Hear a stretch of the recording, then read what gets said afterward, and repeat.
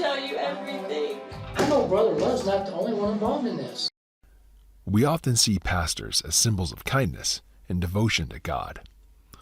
But what happens when the person we believe to be a man of faith turns out to be a servant of the devil?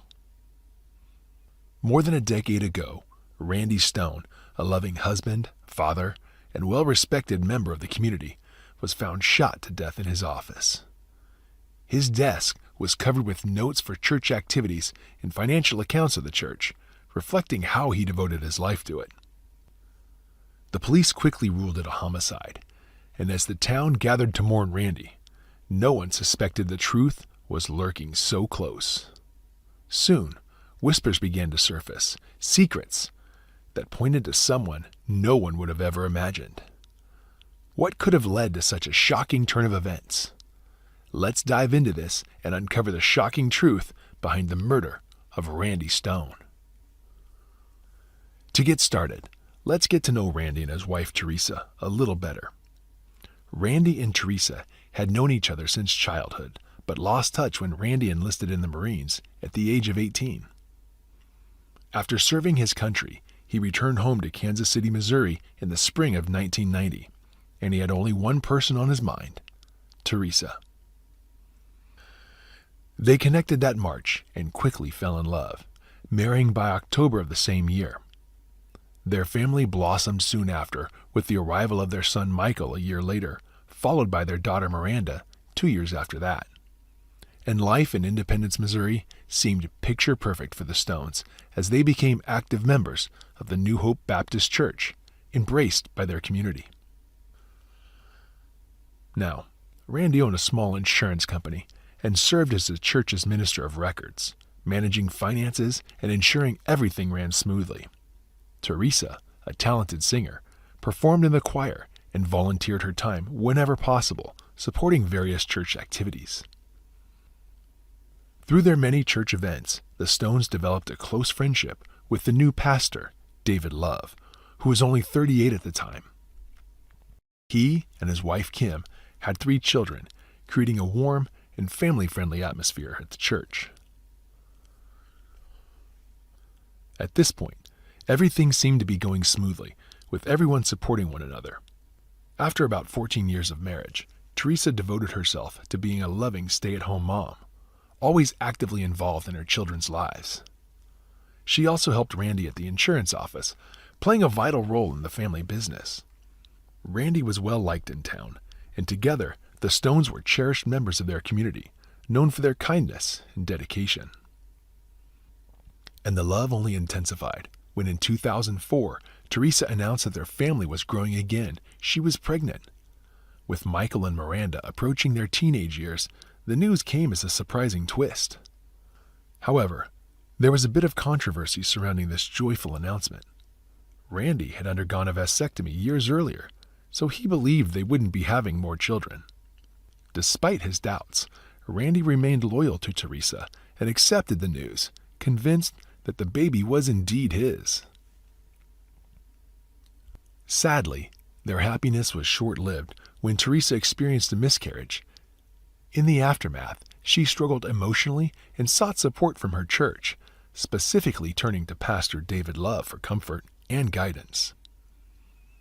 Their counseling sessions increased, meeting 2 to 3 times a week without fail. Meanwhile, Teresa began to withdraw from Randy, distancing herself from her husband. Randy attributed her behavior to mourning the loss of her child and tried to be understanding. He also sought guidance from Pastor Love, and the two began meeting every morning to discuss everything from life's challenges to its joys. Randy had always looked up to Pastor Love. In fact, he wrote in a self-help book that David Love was one of the most influential people in his life, an advisor and a close friend. However, in early 2010, things began to change between Randy and the pastor. While fulfilling his role as the minister of records and being part of the church's finance committee, Randy uncovered a troubling issue with the church's finances. As he reviewed the church's accounts, he noticed that some funds were missing. To make matters worse, checks for the missing money had Pastor Love's signature on them. This discovery shocked Randy and made him question everything he thought he knew about his friend. On March 17, 2010, Randy decided to confront the situation head-on. He sent Pastor Love an email expressing his concerns, stating that he didn't agree with how the pastor was handling the church's finances. In response, Pastor Love refused to admit any wrongdoing, which only fueled Randy's frustration. Feeling betrayed and uneasy, Randy made a difficult decision. He resigned from his position at the church. Although he didn't pursue the allegation any further, he did inform Pastor Love that he would be removing his family from the congregation. 2 weeks later, on March 31, 2010, Teresa arrived at the insurance office and was met with a horrifying scene. Her husband, Randy, was lying on the floor behind his desk, unresponsive and surrounded by blood. Panicking, Teresa called 911, telling the operator that there was blood coming from Randy's ear, suggesting that it might have been an accident. Perhaps he had fallen. However, when the police arrived, they quickly reached a different conclusion. Randy Stone had been shot, and sadly, he did not survive. Investigators noted that there were no signs of a struggle in the office, and cash remained untouched on his desk. This led them to believe it was not a robbery, but rather a homicide. The gunshot wound was at point-blank range, and they found a spent casing from a .40 caliber pistol nearby. They also discovered that the gun used in the crime was Randy's own firearm, typically kept locked away and accessible only to him. But there was one more shocking clue. In the trash bin next to Teresa's desk, investigators found torn pieces of paper that they were able to piece together into a note. Or rather, a love letter. It was addressed to Teresa and started with, "Happy birthday, love." The message continued with a sentiment about not being in control yet, but promising that when they were fully together, her birthdays would always be special. The note was unsigned, suggesting that the author would be someone familiar to Teresa. However, the police quickly determined that Randy Stone was not the writer. A pad of paper on his desk showed a series of reminders written in his handwriting, which did not match the handwriting on the love letter. This left investigators wondering, who was Teresa's secret admirer, and could this person be linked to Randy's murder?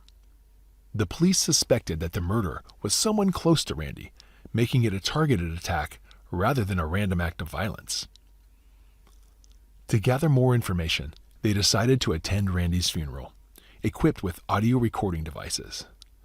They believed that the killer might be present among the mourners, and conversations, comments, or behaviors at the service could potentially lead them to the crucial evidence. Indeed, attending the funeral was a wise decision for the investigators. Pastor Love delivered a heartfelt eulogy, capturing the pain and confusion surrounding Randy's unexpected death. He addressed the mourners' grief, saying, "We sit here today and weep, not just because we are separated from our loved one, but because of all the questions that death brings. Questions like, why? Why him? Why now? Without answers, death seems so cold. We see the body here surrounded by flowers and we think, we expected him to grow old. We thought we would share many moments together. How can we reconcile our anticipation with death being swallowed up in victory?" While the Stone family and the church community continued to grieve, the police were hard at work on the investigation, starting with Teresa Stone. Her behavior immediately raised suspicions. Instead of showing the usual signs of grief, Teresa seemed strangely composed, almost too calm, even happy during her questioning. And it wasn't just her odd demeanor that caught the detectives' attention. Teresa gave them a rock-solid alibi for the time of Randy's murder. She recalled her every move down to the exact minute and had receipts to back up her story. This level of detail felt off. Typically, someone in shock or grief wouldn't remember the smallest things they did before discovering their spouse's body.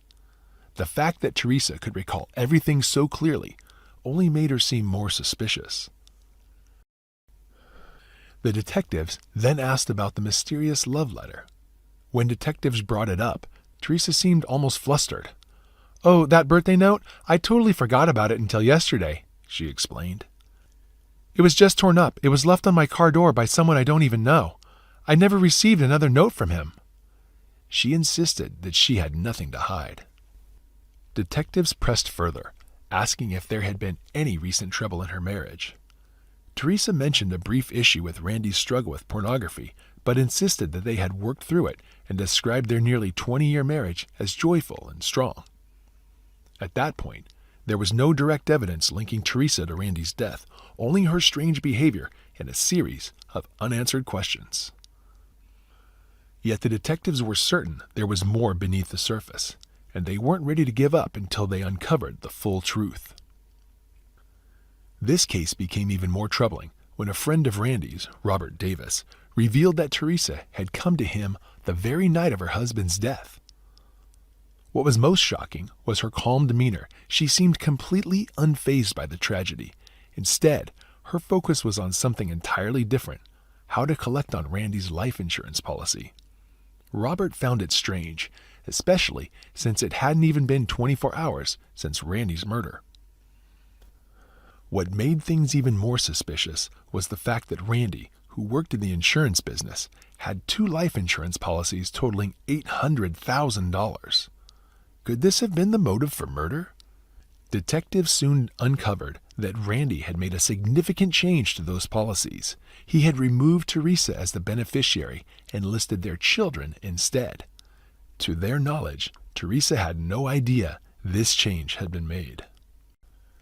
As they dug deeper, the police began hearing whispers of a disturbing rumor circulating within the New Hope Baptist Church. Apparently, Teresa and Pastor David Love were having an affair. It wasn't just gossip, it was the church's worst-kept secret. David Love, who arrived at the crime scene soon after the authorities, was a close friend of the Stone family. Naturally, he was questioned by the police. However, when the conversation began to heat up, Pastor Love requested an attorney, cutting the discussion short.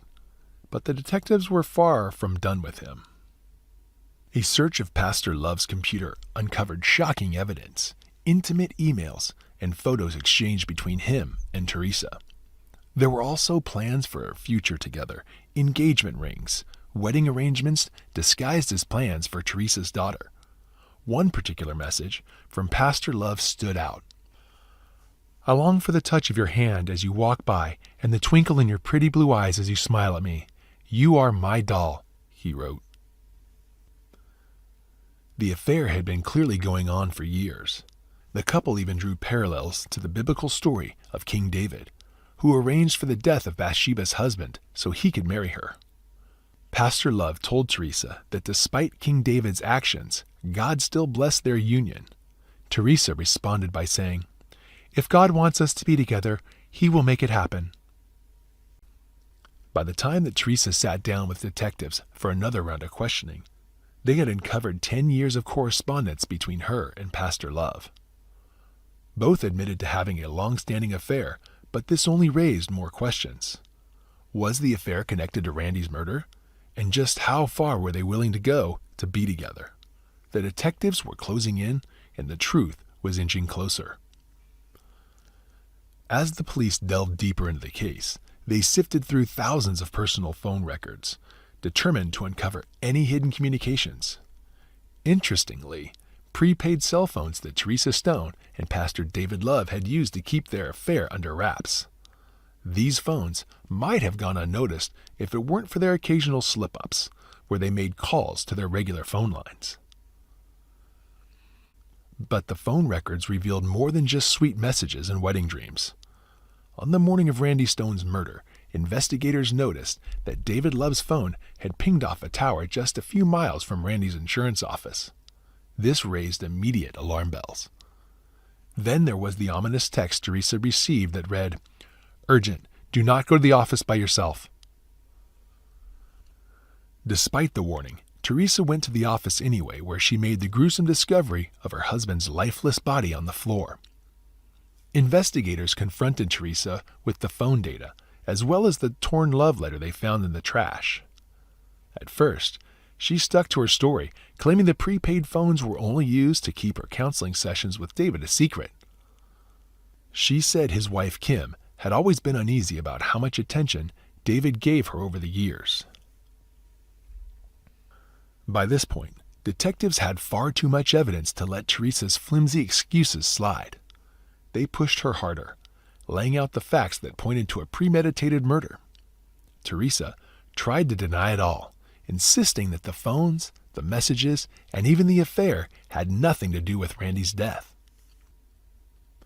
When the investigators continued pressing her, Teresa started to crack. The weight of her lies became too much. She finally admitted to the affair, but maintained that David Love was innocent and had nothing to do with Randy's murder. Yet her confession didn't stop there. In a stunning twist, Teresa revealed another secret. She had become pregnant with David's child during their illicit relationship.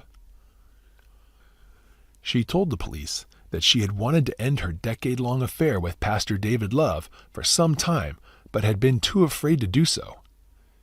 She even confided in family and friends that she let Pastor Love give the eulogy at her husband Randy's funeral out of fear of how he might react if she refused. I told him to leave me alone. He wouldn't stop texting me or calling me. But the investigators had more pressing questions. David had sent a warning text to Teresa on the morning of the murder, telling her not to go to the office alone. Yet the moment she discovered Randy's body, her first call wasn't to 911. It was to her mother. Oddly, Teresa was very clear about what had happened. She told her mother that Randy had been shot, despite the police not knowing that detail yet. Say it. Brother Love. Brother Love. This inconsistency made the detectives question her even further. "How did you know Randy had been shot?" they asked.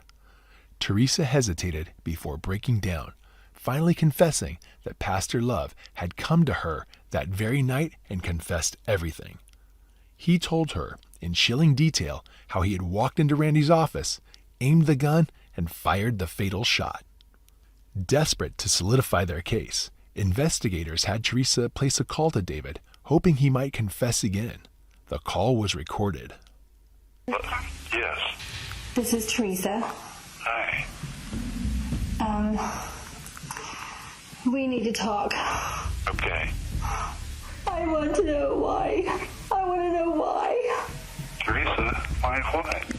You know what? David didn't confess over the phone, but the damage was done. Police had already pieced together enough evidence to implicate him. Surveillance footage showed a Ford Taurus driving in the area where the murder took place. Pastor Love had been using his son's Taurus after losing his driving privileges due to a DUI. His warning text message to Teresa and the location of his cell phone near the crime scene were the final nails in the coffin. With a search warrant in hand, investigators searched David Love's home and his church. Realizing the noose was tightening around him, Pastor Love fled Missouri and moved to South Carolina. David Love was arrested there after a Jackson County grand jury indicted him on charges of first-degree murder and armed criminal action. The former pastor's arrest marked the beginning of the end for a tangled web of lies and betrayal. Only hours after being placed behind bars, David made a phone call to his wife Kim. For years, the affair between David and Teresa Stone had been an open secret, one that Kim was all too aware of. Yet, despite her suspicions, she asked him over and over on that call, "Did you do it?" David, knowing full well that the conversation was being recorded, chose to remain silent. He never admitted to anything, but his silence spoke volumes. What Kim didn't know, however, was the full scope of the twisted plan she had narrowly escaped. In the weeks after Randy Stone's murder, Teresa had confided in a pastor in West Virginia, revealing a chilling detail that shocked even the investigators. Randy wasn't the only target. Teresa had confessed that David had also planned to kill his own wife, Kim. The plot involved David breaking her neck and staging her death as a car accident, rolling her down a hill to make it look like a tragic mishap. With their spouses gone, David and Teresa hoped to collect Randy's life insurance, clear David's debts, and start a new life together. Unfortunately, those plans never came to fruition. In November 2011, overwhelmed by the mountain of evidence against him, the 51-year-old pastor finally took a plea deal for second-degree murder. This allowed him to avoid a trial, and in doing so, spared Randy's grieving family the additional pain of reliving the details in court. David Love's guilty plea brought a measure of closure, though for Randy's family, the emotional wounds would never fully heal. One family member shared her thoughts. He took accountability for what he did, and at least the family didn't have to suffer through a long trial. But the case was far from over. As David sat in prison, attention turned to Teresa Stone. She was now facing charges as a co-conspirator in her husband's murder. In the spring of 2012, Teresa, under the weight of the evidence and her own conscience, finally confessed to her role in the crime. But for Randy's family, especially his mother Clara, the confession was too little, too late. Teresa had been like family, and accepting her betrayal was a bitter pill to swallow. I would have rather she'd filed for divorce. Even though I don't believe in divorce, but I'd rather do that. If you're that unhappy, divorce them. She even added at the end, "He told me he would love her until the day he died, and I truly believe he did." Robert Davis, one of Randy's closest friends, said, "He worshipped Teresa. She was everything to him. No matter where we were, whether it was a work event or something social, he was always on the phone with her, or she'd be calling him. They were constantly in contact." In the end, Teresa pleaded guilty to conspiracy to commit murder, a Class B felony that carried a potential sentence of 5 to 15 years in prison. For many of Randy's loved ones, this didn't seem like enough time for the woman who had taken a good man's life. During her sentencing hearing, the full extent of Teresa's involvement became clear. She admitted to telling David where Randy's gun was kept and how to access it. Their text messages, filled with discussions about Randy's guns and talk of taking care of things, with one shot to the head, were damning evidence. Despite everything, Teresa's children, Michael and Miranda, stood by their mother during the hearing.